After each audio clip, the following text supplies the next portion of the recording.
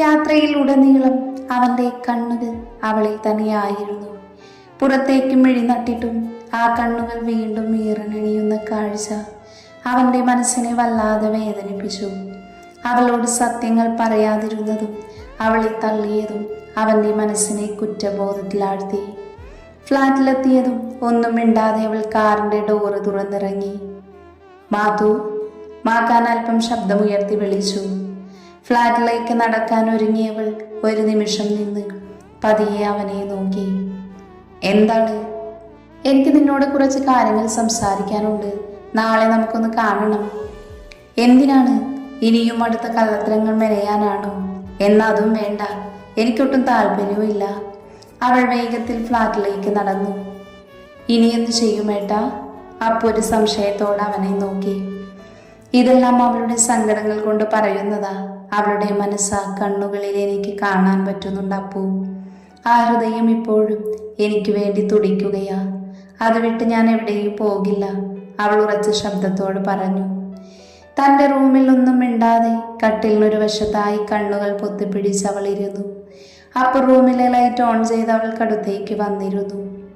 നന്ദു, പതിയെ അവളെ തട്ടി വിളിച്ചു. മെല്ലെ മുഖം ഉയർത്തി ഇറങ്ങണിഞ്ഞ കണ്ണുകളോട് അപ്പുവിനെ നോക്കി. സോറി നന്ദു, ചെയ്തത് പൊറുക്കാൻ പറ്റാത്ത തെറ്റാണെന്നറിയാം. എന്നാലും ക്ഷമ ചോദിക്കുക. ക്ഷമിച്ചൂടെ ഞങ്ങളോട്, എൻ്റെ ഏട്ടനോടും? അവൾ ദയനീയമായി ചോദിച്ചു. ഒന്നും മിണ്ടാതെ നന്ദു വീണ്ടും കരഞ്ഞുകൊണ്ടിരുന്നു. ഇങ്ങനെ കരയില്ല നന്ദു, ദച്ചു അവൾക്കടുത്തായി വന്നിരുന്നു കൊണ്ട് പറഞ്ഞു. ചെയ്തത് തെറ്റാണ്, അത് ഞങ്ങൾക്കറിയാം. ഇപ്പൊ ഞങ്ങൾ എല്ലാവരും ഒരുമിച്ച് ക്ഷമ ചോദിക്കുന്നു നിന്നോട്. ഇനി കാൽ പിടിച്ച് ചോദിക്കണമെങ്കിൽ അങ്ങനെയും ചെയ്യാം. അവർ രണ്ടുപേരും അവളുടെ ഇരുകാലിലും പിടിക്കാൻ ഒരുങ്ങവേ അവൾ അവരെ തടഞ്ഞു. ശേഷം അവരെ ഇറുകെ കെട്ടിപ്പിടിച്ചു നിന്നു. സോറി മുത്തേ, നന്ദുവിൻ്റെ തോളിൽ പതിയെ തടവിക്കൊണ്ട് ദച്ചു പറഞ്ഞു. കുറച്ച് സമയത്തേക്ക് അവർ മൂന്നുപേരും ആ നിൽപ്പ് തുടർന്നു. അതെ, ഇനി എന്നെ പറ്റിക്കുവോ രണ്ടാളും? നന്ദു അല്പം പുന്നാരത്തോടെ ചോദിച്ചു. ഇല്ലടി ചക്കരെ, അവളുടെ കവളിൽ പതിയെ നുള്ളിക്കൊണ്ട് അപ്പു പറഞ്ഞു.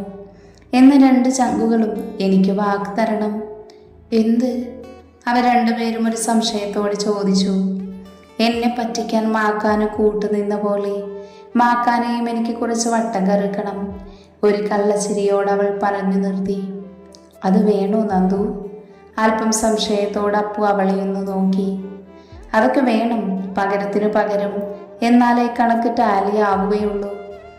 ഓക്കെ, വാക്ക് തന്നിരിക്കുന്നു. സ്വന്തം മേട്ടിനിട്ട് പണിയാൻ ഏതറ്റം വരെയും പോകാൻ ഞാൻ റെഡി. അപ്പോൾ തെച്ചു നന്ദുവിൻ്റെ കയ്യിൽ അടിച്ചുകൊണ്ട് വാക്ക് നൽകി. അതെ, വാക്കാണ് ലോകത്തിലെ ഏറ്റവും വലിയ സത്യം. അതുകൊണ്ട് വാക്ക് തെറ്റിച്ച നിങ്ങൾ രണ്ടാളും മനസ്സിൽ കൊണ്ട് നടക്കുന്ന പ്രണയം നടക്കാതെ പോകും, അവളൊരു കുസൃതി ചിരിയോടെ പറഞ്ഞു. അത് കേട്ട് രണ്ടുപേരും ഒന്ന് ഞെട്ടി. എന്തിനാണ് രണ്ടുപേരും ഞെട്ടുന്നത്? അത് എപ്പോഴെങ്കിലും പ്രണയം തോന്നിയാലോ, അതുകൊണ്ട് ഈ പെറ്റ് വേണ്ട. അപ്പൊ പ്രണയമുണ്ടെന്ന് സാരം. അപ്പൻ്റെ ദച്ചുമോള് സത്യം പറ, കാത്തിയെ നിനക്ക് ഇഷ്ടമാണോ?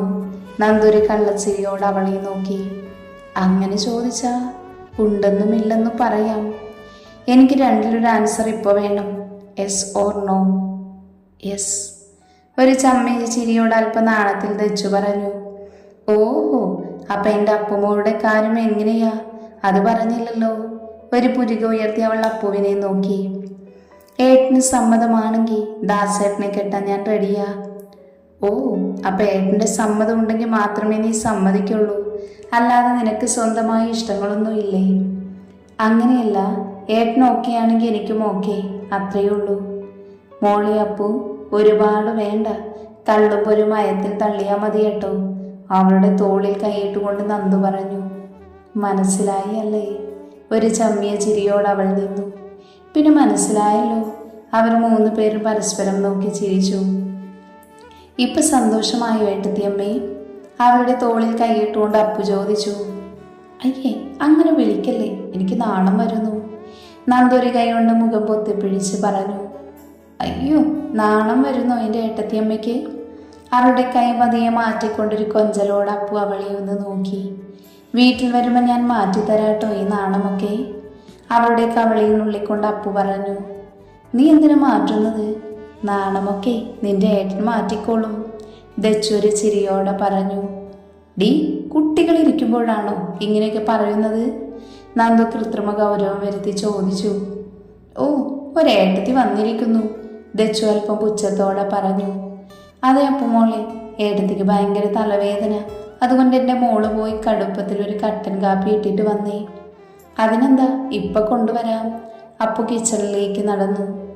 അതെ, എന്താ നിന്റെ പ്ലാന്? ദച്ചു അല്പം ഗൗരവത്തോടെ ചോദിച്ചു. തല്ലിയ കൈകൊണ്ട് താലോലിക്കണം, അതാണ് എൻ്റെ പ്ലാന്. പതിയെ തൻ്റെ കവിളിൽ തടവിക്കൊണ്ട് അവൾ പറഞ്ഞു. നല്ല ഊള പ്ലാന്. ഇന്ന് കിട്ടിയത് പോരാഞ്ഞിട്ടായിരിക്കും അടുത്തത് ഇരുന്ന് മേടിക്കാൻ പോകുന്നത്, ദച്ചു അവളെ കളിയാക്കിക്കൊണ്ട് പറഞ്ഞു. അത് പറഞ്ഞപ്പോൾ ഓർത്തത്, എന്തടിയാ പണ്ടാറക്കാലൻ എന്നെ അടിച്ചത്. എൻ്റെ പല്ല് തെറിച്ചു പോകാഞ്ഞത് ഭാഗ്യം. ഇങ്ങനെയുണ്ടോ മനുഷ്യന്മാര്?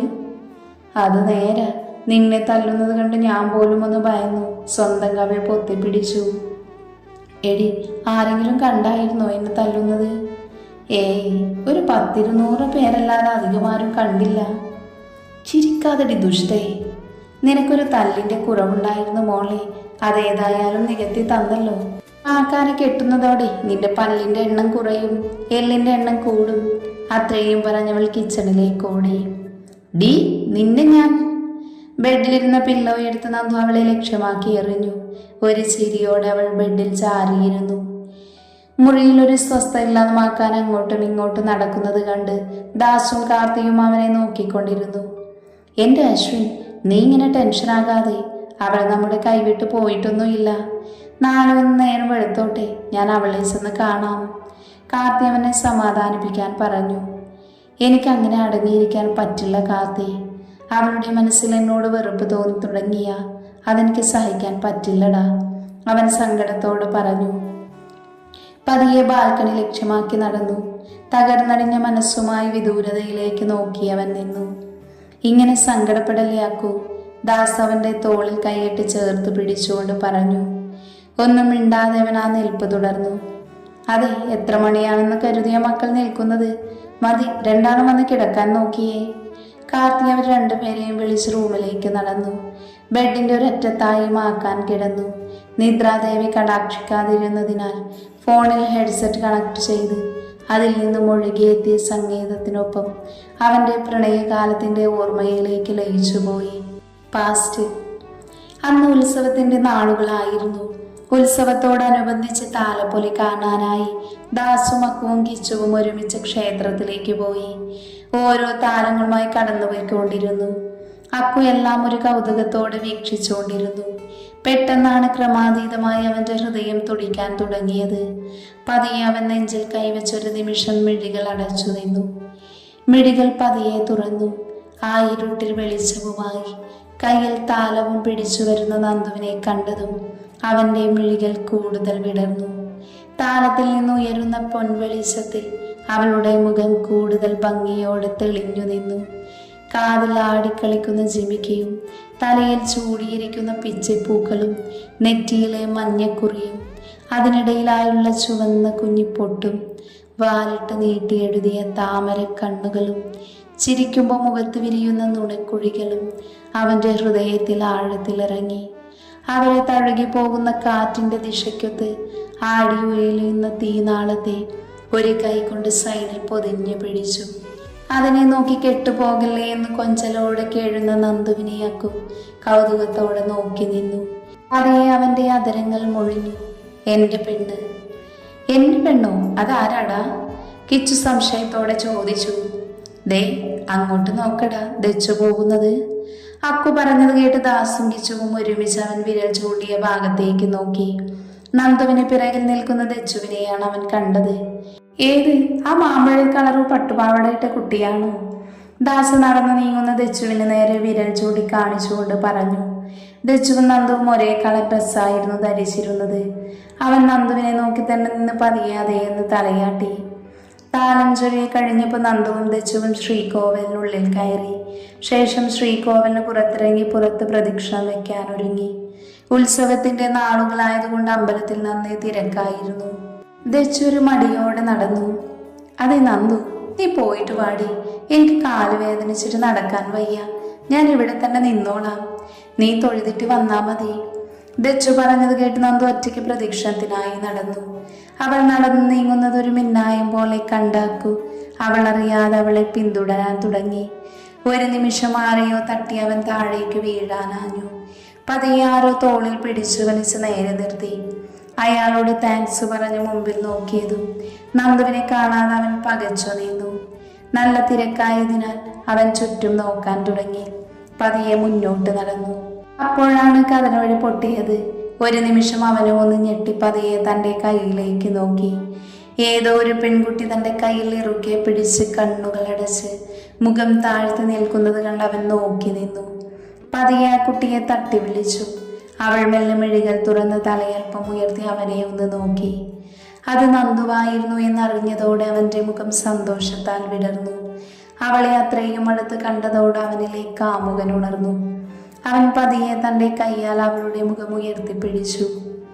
പേടിച്ചു പോയോ താന്? ഒരു പുഞ്ചിരിയോടെ അവൻ ചോദിച്ചു. അതേന്ന് തലയാട്ടിയതും വീണ്ടും കതിരവെടി പൊട്ടി. അത് കേട്ടതും അവൾ അവനെ വീണ്ടും ഇറുക്കെ പിടിച്ചു. പേടിക്കേണ്ട, അവൻ പതിയെ അവളുടെ തലയിൽ തലോടിക്കൊണ്ട് പറഞ്ഞു. എന്തോ ഓർത്ത പോലെ അവൾ അവനിൽ നിന്നും അകന്നു മാറി. താങ്ക്സ് ചേട്ടാ. അവൾ അത് പറഞ്ഞ പതിയെ തിരിയാനൊരുങ്ങി. അക്കുവേഗം അവളുടെ കയ്യിലിരുന്ന തളികയിലെ ഓറഞ്ച് എടുത്തു. അയ്യോ, എൻ്റെ ഓറഞ്ച് അതിങ്ങ് തന്നേ ചേട്ടാ, എനിക്ക് ദേവിയുടെ പ്രസാദം കിട്ടിയതാ, അവൾ കൊഞ്ചലോട് പറഞ്ഞു. അതെ, എനിക്ക് നിന്റെ താങ്ക്സ് വേണ്ട, അതുകൊണ്ട് നിന്റെ ഓറഞ്ച് ഞാൻ എടുക്കുക, ഒരു കള്ളച്ചിരിയോടെ പറഞ്ഞവൻ തിരിച്ചു നടന്നു. എവിടെ പോയതാടാക്കു? സന്തോഷത്തോടെ വരുന്ന അക്കുവിനെ നോക്കി അമ്പലത്തിൽ അരമതിലിരുന്ന് ദാസ് ചോദിച്ചു. അവനെവിടെ പോകാനാ? വല്ലവരെയും തപ്പിയിറങ്ങിയതായിരിക്കും. കയ്യിലെ ഓറഞ്ച് അവരെ കാണിച്ച് അവനൊരു കള്ളച്ചിരിയോടെ നിന്നു. ഇതാര് തന്നതാണെന്ന് അറിയോ നിനക്ക്? വല്ല കൊച്ചു പിള്ളേരുടെ കയ്യിൽ നിന്നും തട്ടിപ്പറിച്ച് ഓടിയതായിരിക്കും, അല്ലാതെ എവിടുന്നാ? ഒരു കള്ളച്ചിരിയോടെ കിച്ചു പറഞ്ഞു. പുറത്തുണ്ടി, ഇതെനിക്ക് തെച്ചു തന്നതാ. അവള് തന്നതോ? ദാസ് ഒരു അത്ഭുതത്തോടെ ചോദിച്ചു. അവള് തന്നതാ, അവനൊരു ചിരിയോടെ പറഞ്ഞു. എട പൊട്ട, ദേ അങ്ങോട്ട് നോക്കിയേ, ആ മതിൽ ചാരി നിൽക്കുന്ന ദച്ചു നിനക്ക് എപ്പോഴാടാ ഓറഞ്ച് തന്നത്? ഞങ്ങളിവിടെ കുറെ നേരമായി നിന്റെ പെണ്ണിന് കാവൽ നിൽക്കുക. എവിടെ ദച്ചു? അവൻ പതിയെ ദാസ് വിരൽ ചൂണ്ടിയ ഭാഗത്തേക്ക് നോക്കി. അയ്യേ, അതല്ല എൻ്റെ ദച്ചു. പിന്നെ ഏതാ? അവർ ഒരുമിച്ച് ചോദിച്ചു. അപ്പോഴാണ് ദച്ചുവിനടുത്തേക്ക് നടന്നു വരുന്ന നന്ദുവിനെ അക്കു കണ്ടത്. ഡാ, അതാണെൻ്റെ ദച്ചു, അവൻ സന്തോഷത്തോടെ അവളെ ചൂണ്ടിക്കാണിച്ച് പറഞ്ഞു. അവർ ഒരുമിച്ച് അങ്ങോട്ട് നോക്കി. ഡാക്കു, അത് ദച്ചുവല്ല, നന്ദുവാ. ദാസ് പറഞ്ഞത് കേട്ട് അവനൊന്ന് നിന്നു. അപ്പോൾ എൻ്റെ പെണ്ണിൻ്റെ പേര് നന്ദു എന്നായിരുന്നു അല്ലേടാ? അവൻ അവളെ തന്നെ നോക്കി കണ്ണിമ വെട്ടാതെ നോക്കിയിരുന്നു. പിന്നെ മിക്കപ്പോഴും അവളെ കാണുന്നത് പതിവായി.